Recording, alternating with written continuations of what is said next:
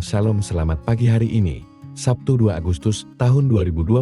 Bacaan Alkitab terdapat pada Wahyu 3 ayat 1-6 dan Kisah Para Rasul 17 ayat 16-34 ayat. Nats terdapat pada Saharia pasal 7 ayat 10 berbunyi, janganlah merancang kejahatan dalam hatimu terhadap masing-masing. Dan 1 Petrus pasal 3 ayat 8 berbunyi, hendaklah kamu semua sia sekata, seperasaan, mengasihi saudara-saudara, penyayang dan rendah hati.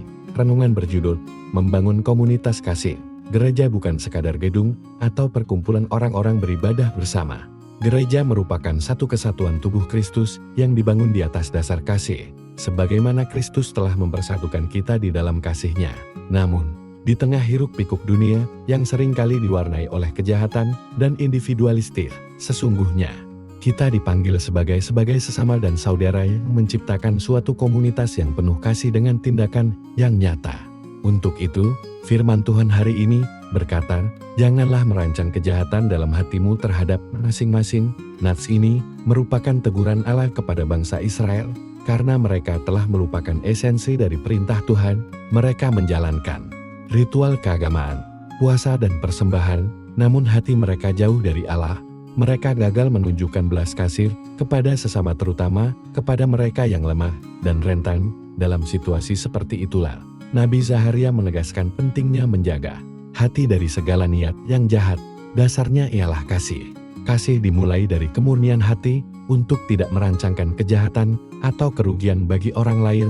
Selanjutnya, Rasul Petrus memberikan nasihat bagaimana membangun komunitas hidup yang penuh kasih.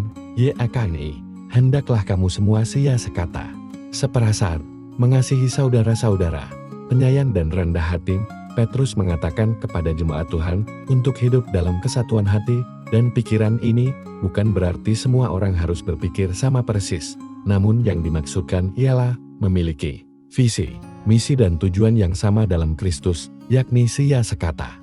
Artinya adanya keselarasan dalam perkataan. Seperasaan artinya memiliki rasa simpati dan empati. Mengasihi saudara artinya mengasihi tanpa syarat. Penyayang artinya memiliki belas kasih.